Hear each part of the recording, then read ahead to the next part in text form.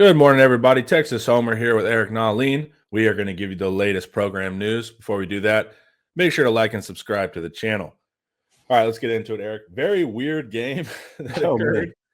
man. That was a strange one, but hey, man, it was also fun. People kept saying they wanted a fun playoff game, and then we gave it to them, and now they're mad. But let's hear what some sources were saying around the program. First things first, defensive play total. Kind of what was the story there? Because we pretty much played two games. Yeah. Well, I think after the game, the team felt the same way that you did at your house or in the stadium. So, one part relief, one part celebratory. Certainly, that was the feeling in my house. I don't think I've ever seen my wife react to a game like that. It was quite the sight. My sister was here too, and she was going bonkers. I just kind of sat there in stunned disbelief at times.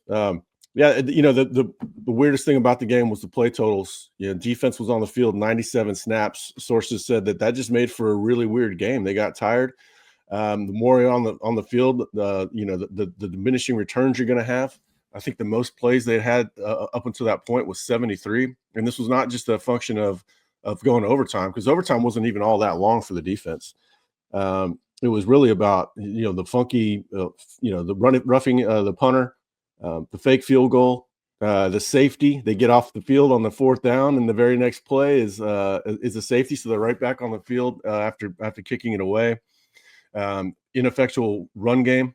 The offense couldn't stay on the field at the same time, so it was it just made for a really, really weird football game. And then one thing, an astute point that the source pointed out was that it wasn't just a tiring game because of the play totals. It's a tiring game because they're running around chasing the quarterback all game long.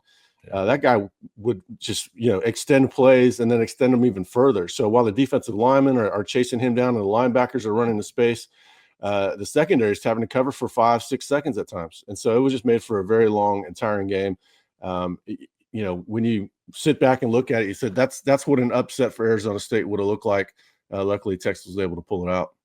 Yeah, we were able to hang on. But, yeah, that was all the recipes. And that's what Torrey Becton does in the offseason to make sure you're right, because those guys, like you said, were running gassers. And by the end of it, you could see the D-line just like, all right, here he goes again, man. It was funny. I wrote an article last week about Torrey Becton after he did an interview with Lawyers and Longhorns, and it was the timing of it kind of cracked me up because I hadn't really talked about strength and conditioning much all season. And then it was on display. And, we saw this, Sark's first year before they really instituted their strength and conditioning program. How tired the defense was, and the offense couldn't get off the field, or it couldn't stay on the field, and the defense couldn't get off of it, and we saw a very tired team. I definitely had some flashbacks to that, even though this is a much better team than them. That's just how football is. If the offense can't stay on the field, the defense is going to get tired. Yeah, 1,000%. It doesn't matter how good your defense is. Let's talk about the offense. They also had oddly low snap count, right? They showed up in the beginning and they showed up at the end. There's a huge stretch in the middle there where the offense couldn't get much going. So what did the sources think about the offense with and Golden had a huge game, right? But zero run game shows up again. So, what's going on there? Well, even the start of the game assisted the snap count issues, because the first drive that they had was 2 plays. We had no idea what sort of afternoon we were headed for with that. So the very good drive to start. Matthew Golden, great cut inside. Normally that's a 20-yard gain. He got it for 50 plus. And then the touchdown of DeAndre Moore, we've seen that play about 5 or 6 times work in a big way. But yeah, the run game, lack of run game is really what made this game a quagmire. They couldn't stay on the field. They couldn't get displacement. Very active defensive front from Arizona State. We were talking off camera about how those undersized D-line have given Texas trouble in the past. And I think that was the case. So that really kept them off schedule. And then, the turnover, when you were thinking Texas might be able to go down and put that game away, there's still a lot of field left for the defense to defend, and they're back on the field. It was just a really, really weird game all around. But the composure that Quinn played with on the 4th and 13, that play design was great. Quinn's leadership on that play and calling the right checks. That's why you want that. That's why you want your third-year starter in that position. When we've talked about Ewers being the smartest quarterback on the team, or smartest player on the team, perhaps, that play was a perfect indication of that, perfect reminder. And then Matthew Golden, and really a bunch of the other portal guys had tremendous games. And they got a punt return finally. Silas Bolden was finally rewarded for his kamikaze style. It was just a wild, insane game. Yeah, a lot of highs and lows. And with Quinn too, and I don't know if I just don't pay attention to it enough, but when I was rewatching the tape, it did seem like Quinn had his strongest like command game. Seems like he was doing a lot more at the line. I was impressed with Quinn this game, showing the full range of what it takes to have the skill set of a quarterback. And Yeah, also, that 4th and 13 play will show you a whole lot of growth. He's calming everybody down, even though the clock is ticking down. Arizona State is showing blitz. He's getting into a different protection.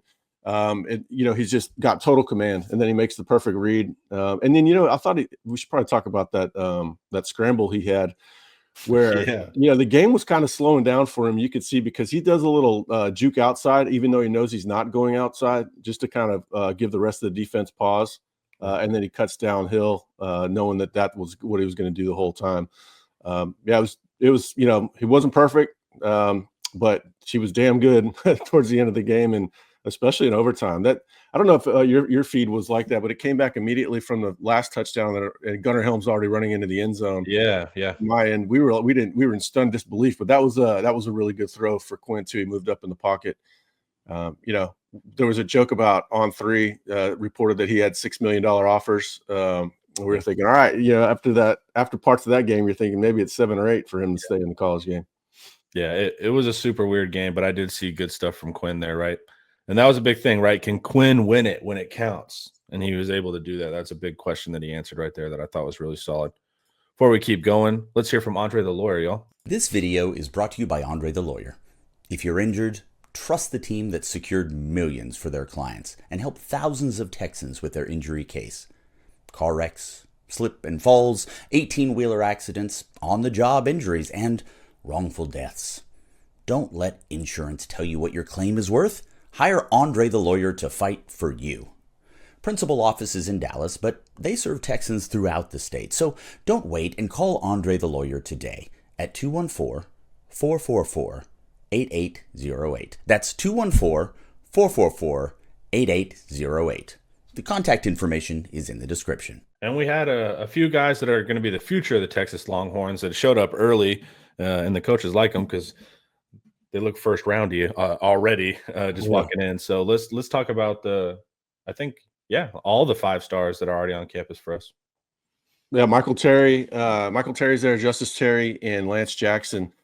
You talk about first off the bus sort of players, and these guys aren't even true freshmen yet. It's kind of crazy. Sources mentioned that they're having a lot of fun enjoying their decision to come join the team early. Imagine being on the first time you're on the Texas sidelines as a Texas player, and that's the game you attend. That's going to be memorable for them. Michael Terry's made some good catches on scout team offense.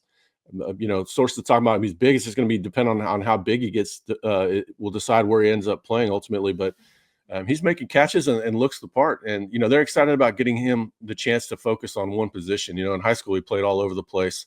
He's got a lot to learn at wide receiver, but he's got the skill set for it. Then it's just going to come down to his body type. But he looks good. Justice Terry was just called a freak, a monster. It's insane how he moves at his size. All the things that you want to hear about a 5-star D tackle that you went to the mattresses for to sign. Already he looks the part. And Lance Jackson's already making tackles and doing his thing on scout team, and he was mentioned as a freak as well. So, they brought in 3 very impressive specimens, and it sounds like they're already making at least a dent on scout team. Yeah, for all the people that show up early, I'm glad it's those 3. All right, so we said we had a weird game, right? We need that to remain an anomaly because we are going to play Ohio State, who is peaking at the right times, right? And I think Michigan psychologically could have fired them up more. It might have been better for them to win that game with how they're playing now. So this is a good, well-structured team all around, offense and defense. I think they're 3rd in offense and defense, the most balanced we have in the playoffs too. So what are the sources around the program thinking about Ohio State? It's going to be obvious, right? We have to play better. Yeah, cover better. can't shoot themselves in the foot. They mentioned all the mistakes in this last game is fixable, but a lot of the mistakes this year have been fixable and haven't necessarily been fixed. So they're gonna have to play a lot better than they have been. They're gonna have to play, a clean game, even probably cleaner than Clemson, and Clemson was fairly mistake free. I think that some of the confidence that they have is, they know Will Howard. Will Howard's not going to run around doing the stuff that Sam Leavitt did. I think Howard is a little bit more mistake prone. So they feel good there. They know they have to stop the run. They have to get Ohio State out of balance. They can't, if they start running the ball, then it's going to be even tougher to cover their receivers that are already tough to cover in the first place. Yeah. So they're going to have to play a complete game. They know that. But I mean, they're looking forward to the challenge. They're excited. They'll be in Texas and Dallas. Dallas is basically a home game. But yeah, they have to have a good week of prep, and they have to play a lot cleaner. They haven't. I'll have an article up in the next day or two about these themes that we've seen from Texas. They're not one-offs. We've been seeing them the entire season. That's why it was not surprising when Arizona State came back. If you're surprised by that, then that must have been the first game you've watched all season, because that's pretty much what happens. Texas creates a little lead, control the game for a while, and then slowly over time their margin of error decreases and they get themselves into a much closer game than they should have. They don't have a chance against Ohio State if that's how they play. So they're gonna have to play a much cleaner game. And I'm looking forward to covering practice and seeing what we hear this week. All right, and the portal's been kind of weird, right? We've been in the playoffs. We haven't been making a lot of noise there, but we do have a wide receiver in the portal, Noah Thomas from Texas A&M, and he was their number one receiver and really good hands, contested catch guy, really good in the red zone. I like Noah Thomas. So what's the latest there? Yeah, I'm a fan too. Texas has had a quiet portal window outside of the first week when they added 3 guys. It's just a function that they're not really in love with a ton of guys in the portal. They don't really drop their standards just because their options are what their options are. They're going to wait and find the right players. They do like Noah. They do think that he would add some much needed experience to that room. That room is going to be very young next season. It's going to be DeAndre Moore and a bunch of sophomores or younger. And so they're looking to add some experience. Now, I don't know if it's going to be Noah. Noah's got some really, good suit. Well, the schools are good. None of them have quarterbacks, but the ones that are after him. But he's in demand already. Now, will Texas do what it takes to land him? I'm not sure. I do think if he visits, that this could move in a more positive direction for Texas, just because I think he fits. I think he's a good culture fit, experience fit, and the guy knows how to put the ball in the end zone. He's got 15 career touchdowns. I think he's got 8 this season, similar to Golden before this last game. So, and they need experience. Now, does he fit the speed element that they're looking for, the vertical speed? I don't know. He can get vertical going up in the air and catching the ball. I think he'd pair well with Arch Manning, who likes to throw up those 50-50 balls. But we'll see. If he takes a visit, like I think he might, then I think it might become more of a match made in heaven. But right now, it's not there yet. All right, cool. All right, guys, that is the latest team news as we go into Ohio State week in the semifinals. Guys, make sure to like and subscribe to the channel, and also make sure to go over to InsideTexas.com.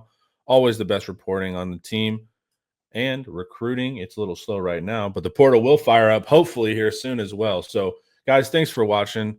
Eric, thank you for giving us the latest on our favorite team, and hook 'em.